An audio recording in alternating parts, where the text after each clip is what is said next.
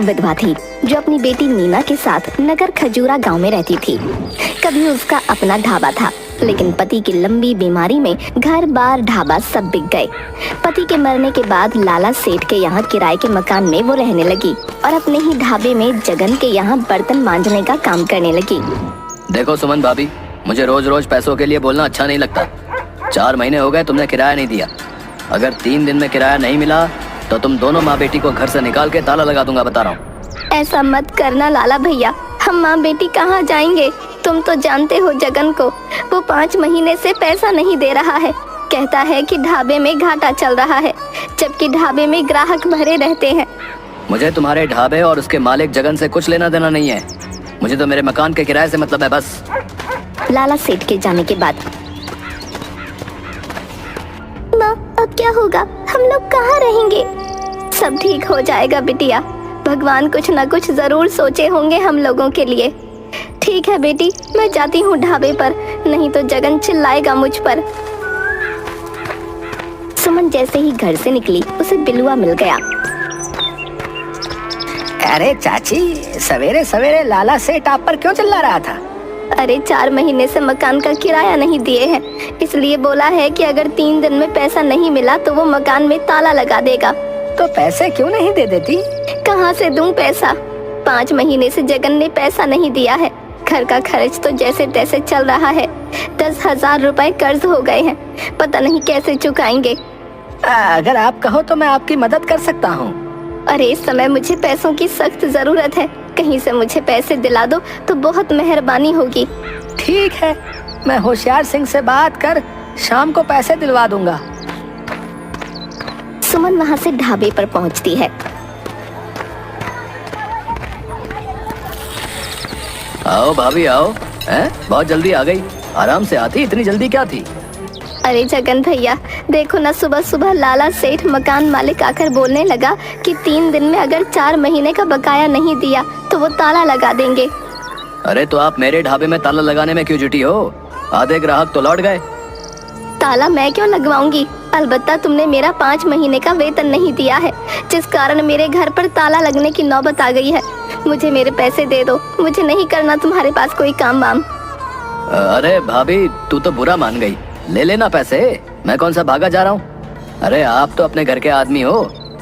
चलो थोड़े से बर्तन है, उसे मांज दो। मुझे नहीं काम करना तुम्हारे यहाँ, मुझे मेरा पैसा दो। ठीक है, शाम में आकर अपना पैसा ले जाना। सुमन वहाँ से चली जाती है। इधर बिलुआ होशियार सिंह से मिलकर सुमन के खेत वाली जमीन, जिस पर होशियार सिंह की नजर कई दिनों से थी, के बदले 50,000 रुपए कर्ज दिलवाता है।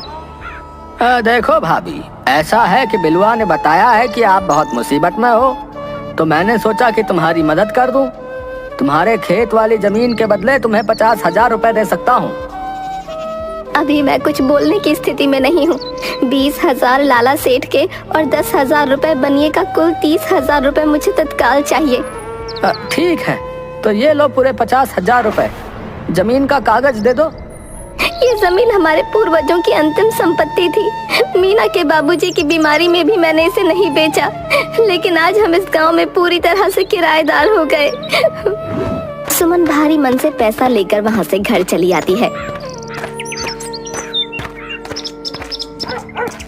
ये लो लाला सेठ, अपना किराए का पैसा, 4 महीने का बकाया और 2 महीने का एडवांस, कुल 30,000 रुपए।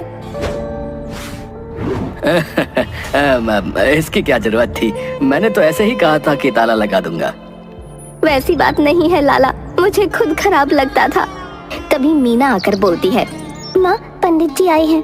सुमन पंडित जी के पास पहुंचकर, प्रणाम पंडित जी। कहिए कैसे आना हुआ? मीना, जा कुछ पंडित जी के लिए खाने को ले आ। अरे नहीं नहीं, वो मैंने सुना कि तुमने अपनी जमीन होशियार सिंह को बेच दी है और वो उस पर शराब का कारखाना खोलने वाला है। हाँ पंडित जी, आपने बिल्कुल सही सुना है। क्या करती, बहुत सारे कर्ज हो गए थे। लाला सेठ का भी मकान का किराया 4 महीने से बकाया था। ऊपर से जगन के यहाँ मैंने काम भी छोड़ दिया। मेरे पास और कोई चारा नहीं बचा था। लेकिन होशियार सिंह ने मुझे ये नहीं बताया कि वहाँ पर शराब की फैक्ट्री खोलने जा रहा है। बात तो तुमने सही कही है सुमन, परंतु तुम अब करोगी क्या? कुछ सोचा है? लीजिए पंडित चाचा, आलू के पराठे खाइए। वो क्या है ना, घर में सिर्फ आलू ही थे। अरे बेटी, इसकी क्या जरूरत थी?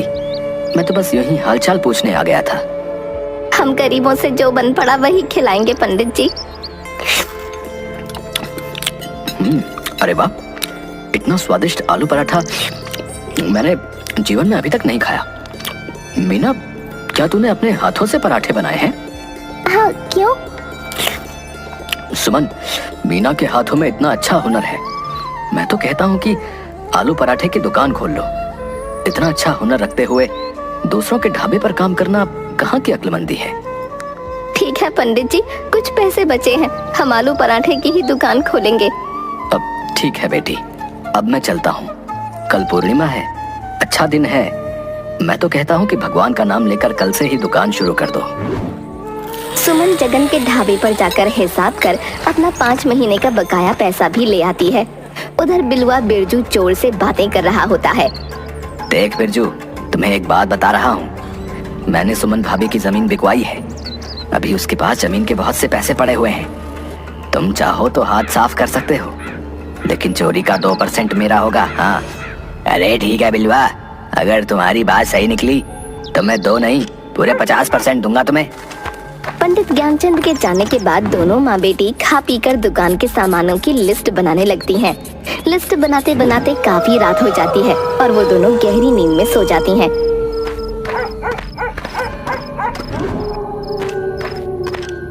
रात में बिरजू सुमन के घर में चोरी कर सारा सामान ले जाता है।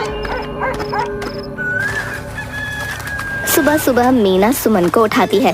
माँ, सुबह हो गई, चल उठ, बाजार जाकर आलू पराठे बनाने के लिए सामान भी लाना है। ठीक है बेटा, ठीक है, चाय पीकर चलते हैं बाजार, तू अंदर से झोला ले आ। मीना झोला लेने जाती है तो देखती है कि बक्सा खुला पड़ा है और सारा सामान बिखरा हुआ है। वो वहीं से चिल्लाती है, माँ, हम बर्बाद हो गए, हमारे यहाँ चोरी हो गई, चोर सारा सामान ले गया, अब क्या होगा? नहीं, ऐसा नहीं हो सकता। भगवान हमारे साथ इतना बड़ा अन्याय कैसे कर सकते हैं? क्या हुआ भाभी, सवेरे सवेरे इतना हल्ला क्यों कर रही हो? क्या बताऊं लाला, हमारे तो नसीब ही छोटे हैं। जो कुछ भी इस गांव में मेरी जमीन बची थी वो बेचकर मैंने कर्ज चुकाया। सोचा कि एक दुकान खोलकर जीवन काट लूंगी, लेकिन कल रात चोरों ने सारा सामान और पैसे चुरा लिए। ओहो, बहुत बुरा हुआ आपके साथ। रो नहीं भाभी, सब ठीक हो जाएगा। चोरी की खबर सुनकर ज्ञानचंद भी वहां पहुंचते हैं। लाला ठीक कह रहा है सुमन, मत रो, जो हुआ सो हो गया, अब आगे की सोच। ये ले कुछ पैसे, जाकर दुकान के लिए सामान ले आ। पंडित जी ठीक कह रहे हैं भाभी, ये लो 10,000 रुपए जो तुमने 2 महीने का एडवांस दिया था, दुकान से कमाई होने पर देना। सुमन और मीना दोनों बाजार जाकर आलू पराठा बनाने के लिए सामान और बर्तन सभी खरीद कर ले आती हैं और आलू पराठे की दुकान खोल लेती हैं। जल्द ही मीना के स्वादिष्ट आलू पराठे पूरे गांव में फेमस हो जाते हैं। राम राम भाभी, तुम्हारी दुकान के आलू पराठों का बड़ा नाम सुना है। आज मेरी बीवी मायके गई हुई है तो सोचा कि क्यों ना भाभी के हाथों का पराठा खाया जाए। आइए आइए सरपंच जी, ये छोटी सी दुकान खोली हूँ।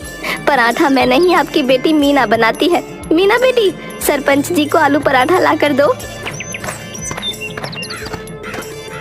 प्रणाम सरपंच चाचा, ये लो आपके पराठे। तो वाह, सचमुच बेजोड़ है। जैसा सुना था उससे कहीं बेहतर पराठा है। कहाँ छुपा कर रखा था इस हुनर को अभी तक? बेटा, अगले रविवार को मंत्री जी आ रहे हैं। वो खाने पीने के बहुत शौकीन हैं। मैं उन्हें ये पराठा खिलाऊंगा।